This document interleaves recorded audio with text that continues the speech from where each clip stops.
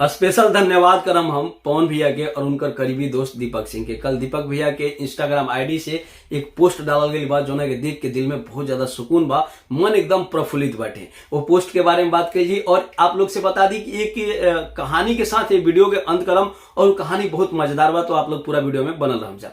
पहले बात कर लिया कि हमार कुछ सब्सक्राइबर बड़न, हमारे जो मित्र बड़न, वो लोग के ऐसा फील होके लागल कि हम शायद पवन सिंह के विरोध में वीडियो बनावत नहीं। लेकिन जब से पवन भैया ये लड़की के अपना साथ मंच पर खड़ा होके के मौका दिलन, तब से हम ये बात पर आपत्ति जतावत नहीं कि भैया ये अनैतिक हो रहा बा, ये गलत हो रहा बा, आपके ऐसा ना करे के चाहिए। हम बार बार कहत रहे कि जब भैया एकरा के कोनो सजे ना दिलन, जब पवन सिंह के मजाक उड़ावत रहे, कौन है पवन सिंह नहीं जानते, जबरदस्ती जनवाइएगा और दांत पीस पीस के मजाक बना बना के, तब भैया जब एकरा के कोनो सजे ना दिलन, एकरा बात पर रिएक्टे ना कैलन, तब फिर एकरा के माफ करे के सवाल कहां से आवत हटे। और यह बात के डर रहे हमरा कि जब पवन सिंह कोनो बात पर कमिटमेंट कर दे बड़न, वचन दे दिले बड़न, तो जरूर नहीं भैया, और गाना शूटिंग शुरू भी होगी रहे। यही चलते हम बार बार आपत्ति जतावत रहे। तो पहले बात कर लिया कि जौन दीपक सिंह के पोस्ट आइल बाटे में साफ एकदम दिल जीते वाला, आप भी सुनम तो आपके भी दिल एकदम खुश हो जाए। चलिए अब आप लोग के दिखा भी देतनी और बता भी देतनी। साफ साफ लिखल गई बा कि हम अपने समाज के किसी भी भाई के भावनाओं को ठेस नहीं पहुंचा सकते जिन्हें हम भगवान मानते हैं। और यही भक्त और भगवान पर हम एक कहानी सुनावे वाला बानी, तो आप लोग पूरा वीडियो में बनल रही जा। अब चलिए कहानी के शुरुआत कर दिए। ओकरा पहले एक चीज और कहल चाहतनी हम कि आपके पता बा कि द्वापर में एक महाभारत जैसन युद्ध भई रहे, जेकर चर्चा पता ना और कितना युग तक हुई। एकर कारण आप लोग जानत नहीं जा बढ़िया से कि भीष्म पितामह के वचन रहे। वचन कैसे रहे कि वो वचन दे दिले रहन कि इस सिंहासन पे जो भी बैठेगा, हस्तिनापुर के सिंहासन पे, हम उसका सुरक्षा करेंगे और उसको राजा मानेंगे। और पितामह की बात पता ना रहे कि आने वाला समय में एक ऐसा दुष्ट बैठ जाइए सिंहासन पर कि महाभारत जैसा युद्ध हो जाए, इतना अधर्म हो जाए कि एक सबसे बड़ा युद्ध हो जाए।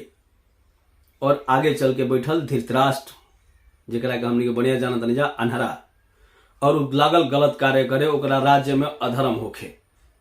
पितामह के इतना सामर्थ्य रहे कि उनका सामने कोई भी टिक ना सकत रहे। अगर पितामह चाहतन तो हर चीज के रोक सकत रहन, लेकिन वो वचन वध रहन। वो अनैतिक से ज्यादा अपना वचन के मूल्य दिलन, अपना वचन के आगे रखलन। आप महाभारत में बार बार देख लोगे कि भगवान कृष्ण, चाहे वो कर्ण होखस चाहे कोई भी हो, ओकरा के बात के समझावत रहन कि वचन बहुत जरूरी बाटे, लेकिन वो वचन से अनैतिक कार्य हो रहा बा तो वो वचन के तोड़ देना चाहिए। और यह गलती भीष्म से भई रहे कि वो वचन के ना तोड़लन और उनका आंख के सामने द्रौपदी के चीरहरण होते रह गए और वो देखते रह गए। अगर उस दिन वचन तोड़ दिल रहता और विरोध कर देता, कोई को औकात ना रहे कि भीष्म के सामने आवाज उठा सके। खैर भैया वचन बिना तोड़लन और वो कार्य ना भइल, जोना से उनकर फैंस नाराज होते रहे लोग। गाना के शूटिंग शुरू हो गई रहे, लेकिन अब रोक दिल गई बाटे, अब ये गाना ना आई। अब कहानी के बात कर लिया। एक गांव में लड़का रहे जो बहुत शरारती रहे। सुबह से लेके शाम तक ओकरा शरारती करे रहे, केहू के खोद देवे, केहू के कुछ चिढ़ावे, कुछ बोला चले, मतलब हर गलत काम करे, जोना से लोग परेशान होखस। लोग एकदम परेशान हो गए। गांव के बड़ बुजुर्ग मिल के बस यही बात के चर्चा करे कि कैसे ये लड़का के गांव से हटावा जाए और कैसे एकरा सद्बुद्धि हुई। तो बातें बात में भइल कि एक संत जीवानी, एक पोखरा बा, ओजा मंदिर बा, तो काहे ना एकरा के ओजा भेज दिया गुरु जी के पास कि कुछ एकरा बुद्धि हो जा। तो भइल कि ठीके बाटे, तो ओकरा के गुरु जी के पास ले गए लोग और गुरु जी से आग्रह कर लोग कि गुरु जी बहुत ज्यादा तंग कर दिल भाई गांव घर में, तो रुआ एकरा के अपना पास रखी और कुछ सद्बुद्धि दी एकरा के। गुरु जी कहलन ठीक बाटे। अब वो गुरु जी के साथ में रहे लागल। गुरु जी के सुबह से लेके शाम तक के जितना भी कार्य रहे उनमें साथ देवे लागल। और सुबह सुबह गुरु जी उठ के मंदिर के पूजा करस, नहलावस, भोग लगावस, तो वो गुरु जी के साथ में हर काम करे लागल। एक दिन का भइल कि गुरु जी के कहीं जाए के रहे, तो गुरु जी कहलन कि तू तो अब सब कुछ समझ गेल बड़ा, सब कुछ देखिए ले बड़ा, तो एक काम करा, हमरा जाए के बाटे 3-4 दिन खातिरा, तू सारा काम करिया जो हम करी ना। तू बढ़िया से जाना तरह कि सुबह उठ के नहला के भगवान के, ठाकुर जी के और उनका के भोग लगा के, जब भोग लगा दिया तबे तू कुछ खाना खाइए। कहलस कि ठीक बा गुरु जी, जैसे आप कहले बनी वैसे ही करम हम। सुबह से उठल गुरु जी तो ओकर चल गए हम, भगवान के खूब पोखरा में डाल के बढ़िया से नहवैलस, फिर उनका स्थान पर उनका के रखलस। ओकरा बाद खीर बनैलस जैसे गुरु जी बनावत रहन, और कटोरी में खीर निकाल के ठाकुर जी के सामने रख दिलस। ओकरा से गुरु जी कहले रहन कि जब तक भगवान भोग ना लगी हन तब तक तुम मत खइया। वो लड़का बहुत नादान रहे, ओकरा अंदर छल कपट ना रहे। वो कटोरी रख के बैठ गए और इंतजार कर लगल कि अब भगवान खइहन, अब भगवान खइहन, तो हम जाके खाई। ऐसे करते करते भगवान दिखाए अलन ना। एक दिन बीत गए, 2 दिन बीत गए, लड़का एकदम मतलब मुरझा गए, ओजे बेहोश हो गए। भगवान के बात के चिंता होके लगल कि एक ऐसा भक्त जो हमारा भोजन करावे खातिर इंतजार कर रहा बा, अगर वो मर जाई तो ये बहुत ही बड़ा गलत हुई। भगवान भेष बदल के अलन और वो बालक से कहलन कि उठ, ये काम मूर्खोला कार्य करत रहे, तोरा तो खा लेवे के चाहिए। कलश की ना, तू के हवा हमारा ज्ञान देवला, हमारे गुरु जी ज्ञान दे के गई बड़न कि जब तक ले भगवान भोग ना लगे तब तक ना खाइए, और जब तक भगवान ना खेन खीर कटोरी में वैसे को वैसे बाटे, और जब तक ये खीर ना खेन तब तक हम भोग, तब तक हम खाना ना खाएं। कलन के अरे पगला हम ही भगवान है। कलश भगवग नहीं जैसे हैं, तू कैसे भगवान हवा? कलन भगवान के अच्छा बताओ ते कैसे मनबे कि हम भगवान है? कलश के अच्छा हम सुन ले बानी कि भगवान कुछ भी कर सकत ना, तभी तू बूढ़ा बड़ा जवान बन के दिखावा। भगवान कलन के अच्छा ठीक बा, जवान बन गिलन।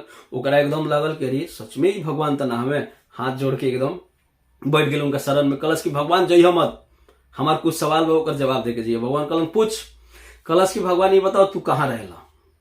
भगवान कलन के हर कण कण में हर जगह हम ही रही ना। कलश की भगवान बस अब हम सब जगह प्रणाम करम। कलन की जितना जीव जंतु पेड़ पौधा जौन जी चीज बाटे सब में हम रही। कलश की भगवान तब हम सबके प्रणाम करब, ताफी के प्रणाम करम। भगवान कलन के हाँ ठीक बा, एकदम ओकर दिल खुद खुश हो गई। और कलश भगवान से कि अब जाई, हमारा बस अतने जाने के रहे। अब ओकरा बाद उ जौन भी चीज के देखे, बकरी मुर्गी मुर्गा भैंस आदमी जानवर जिकरा के भी देखे तब प्रणाम करे। ओकरा बाद अपना गाँवे गई। गुरु जी अलन कलन की बात की बहुत बहुरा लड़का बाटी तो मर जीत हमरा। कलन चो ठीक बा, जो अपना गाँव जो। और गुरु जी ओकर हरकत देखलन तो उनका लागल कि शायद ही पागल हो चुकल बा, तो ओकरा गाँव में भेजलन। गाँव में गई तो बकरी घोड़ा भैंस जौन भी चीज लोग के ओकरा के प्रणाम करे। एक दिन का भइल कि एक हाथी पगला के आवत रहे, और वो हाथी पागल रहे, और ओकरा पर बैठल पिलवान चिल्ला चिल्ला के कहत रहे कि भागो भागो, हाथी पगलाई हुई है। लेकिन ये बालक के पता रहे कि हाथी में भगवान बन, कैसे भगवान के रस कलन के हर जगह भगवान। सब लोग भागत रहे हाथी के देख के, और ई जाके हाथी के प्रणाम करत रहे। हथिया गा गई सुनवा में पकड़ के इनका के फाड़ दिलस। जब इनका के फाड़ दिलस तो एक आत्मा बहुत ज्यादा दुखित भइल कि भगवान हमारा साथे छल कैले बड़न। जब भगवान का हम प्रणाम करते तो काहे हमरा के मरलन? एकदम तड़पती हुई आत्मा भगवान के पास गई, गुस्सा में कलश की कहाँ बड़ा तू, बाहर निकला, तू हमरा से कहले रहा कि हर चीज में हम ही बानी, तो जब तरह का हम प्रणाम करते हैं तो तू काहे हमरा के मरला? भगवान कहलन अरे मूर्ख, ते सच में पूरा जीवन मूर्खे रह गिले। जब हम हथिया में रही तो जो ओकरा ऊपर बैठ के और ये बतिया कहत रहे कि भागो भागो हाथी पागल हुई है, तोरे इतना समझ में ना आइला कि ओहू में हम ही बानी और ये चेता रहल बानी कि भागो हाथी पागल है। कलश भगवान बहुत बड़ा गलती हो गईला। तो ये कहानी रहे, आप लोग के हमारा उम्मीद बा कि अच्छा लागल होई, और ये वीडियो के ज्यादा से ज्यादा शेयर करम जा, काहे कि मन बहुत खुश बाटे कि पवन भैया कहीं ना कहीं अपना फैंस के बहुत ज्यादा कदर करेलन। और बहुत ज्यादा देखी तभी तो कुछ लोग विरोध करत रहे और ये बात के सुनल गई और वो गाना के रोक दिल गई। जब आपके पता बा कि ये गाना बनावे में कितना खर्चा होला, फिर भी पवन सिंह अपना भाई के भावना के आगे रखलन, पैसा के आगे ना रखलन। तो बहुत बहुत धन्यवाद बा भैया के और दीपक सिंह के। आप लोग की वीडियो कैसा लगा हमारा कमेंट बॉक्स में जरूर बताइए। जा आज ये सोचत रहे कि प्रिंसवा विरोध में वीडियो बना, हम विरोध में ना बनावत रहे भाई, हम सिर्फ गलत चीज पर आपत्ति जतावत रहे। बाकी आप लोग ये वीडियो को ज्यादा से ज्यादा शेयर करी जा और अपना भैया के चैनल सब्सक्राइब करके सपोर्ट करी जा। अगर फेसबुक पर देखा था नहीं तो पीयूष पेज के जरूर फॉलो कर ले।